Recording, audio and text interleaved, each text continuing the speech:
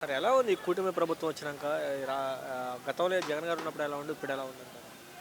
నీకు 2029లో ప్రజలు చెప్తారండి. ఆ! ఇప్పుడు మా దగ్గర న్యూస్ తీసుకునే ప్రయోజనం ఉండదు. ఆ! 29లో ప్రజలు చెప్తారు ఎలాగుంది ఏంటని. ఆ! ఓకేనా? సార్ ఏంటి సార్ ఈ విశాఖపట్నం స్టీల్ ప్లాంట్ కూడా ప్రైవేటీకరణ చేసేస్తున్నారు. చేసేస్తున్నారు. మొన్న 34 విభాగాలు ఎన్నో ప్రైవేట్ పరంకి చేసేస్తామని చెప్పి టెండర్లు ఇచ్చారంట. ఆ! వాళ్ళు ప్లానాలు చేస్తున్నారు. ఆ! అది స్టీల్ ప్లాంట్ విషయం. సార్ సార్ రాష్ట్రంలో ఎక్కడా లేని విధంగా గాజువాక ప్రజలు అత్యధిక మెజార్టీ ఇవ్వడం జరిగింది కూటమి ప్రభుత్వం. ఎందుకని మౌనం వహిస్తున్నారు? అదంతా పవన్ కళ్యాణ్ మహత్యం అండి. ఆ! పవన్ కళ్యాణ్‌కి ఫేవర్స్ ఎక్కువ ఉన్నారు ఇక్కడ. ఆ! దానివల్ల వచ్చింది. తర్వాత టీడీపీ ఫేవర్స్ కూడా ఉన్నారు. బీజేపీ ఫేవర్స్ ఉన్నారు. ఆ! వాళ్ళందరూ కలిసి వేశారు. ఆ! అది. Okay. BJP favours plus Pawan Kalyan favours కలిసి టీడీపీకి వేశారు ఓట్లు. ఆ! దానివల్ల దానివల్ల 5 మెజార్టీ వచ్చింది. ఎఫెక్ట్ అయింది. అంతే, ఇంకేం కాదు. ఆ! మరి ఎందుకని గతంలో పవన్ కళ్యాణ్ గారు కూడా 30 మంది ఎమ్మెల్యేలు ఉన్నారు. అది ఎంతమంది ఉన్నారు, ఎంతమంది ఎమ్మెల్యే మరి దీని మీద స్పందించట్లేదని చెప్పడం జరిగింది. ఈరోజు ఎందుకని మౌనం వహిస్తున్నారు? ఏదండి?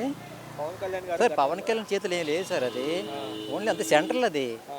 అంత సెంట్రల్ అది. పవన్ కళ్యాణ్ చేతులు ఏమీ లేదు. Only Pawan Kalyan deputy CM అంతే. అతని పవర్స్ ఏం లేవు. మహా అయితే ఒక చెప్పగలరు తప్ప అంతవరకు ఏమీ లేదు. ఆ! అంత సెంట్రల్ నిర్ణయం అదంతా. మరి గతంలో స్పందించారు కదా మాట్లాడారు. సార్ అప్పుడు అప్పుడు అపోజిషన్లో ఉన్నారు, స్పందించారు. ఇప్పుడు స్వపక్షంలో ఉన్నారు. ఇప్పుడు రూలింగ్లో ఉన్నారు. దాని గురించి ఏం మాట్లాడలేరు. ఇంకా ప్రశ్నిస్తా అన్నాడు కదా. ప్రశ్నించట్లేదు. మరి అదే కదా కావాల్సిన పాయింట్. ఆ! ప్రశ్నిస్తామన్నా ప్రశ్నించడం లేదు. ఆ! అది ఓకే. అసలు ఏమనుకుంటున్నారు? గతంలో జగన్ గారు ఏమో విశాఖపట్నం రాజధాని చేస్తా అన్నాడు. విశాఖపట్నం వాసులు కూడా నమ్మలేదు. అది నమ్మలేదు. మరి ఎందుకంటే 3 రాజధానులు అంటే నమ్మలేదు. రివర్స్లో ఓటేశారు. అర్థమైందా? రివర్స్లో ఓటేశారు. ఆ! ఇప్పుడు మరి నెక్స్ట్ 29లో ప్రజల తాలూకు అభిప్రాయాలు కూడా చూద్దాం. మీరేమనుకుంటున్నారు అసలు?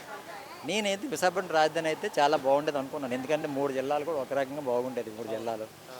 ఇప్పుడు ఏమైందంటే విశాఖపట్నం, శ్రీకాకుళం అంతా ఏమైందంటే డౌన్ అయిపోయి అంతా రియల్ ఎస్టేట్ అంతా డౌన్ అయిపోయింది. ఐటీ అది ఇండస్ట్రీలు కూడా ఇండస్ట్రియల్ కూడా డౌన్ అయింది. స్టీల్ ప్లాంట్ పోయిందంటే ఇప్పుడు ఎంతమంది మొన్న 4,000 కార్మికులు మంది బయటకు వచ్చారు. ఆ! 4,000 మెంబర్స్ బయటకు వచ్చారు.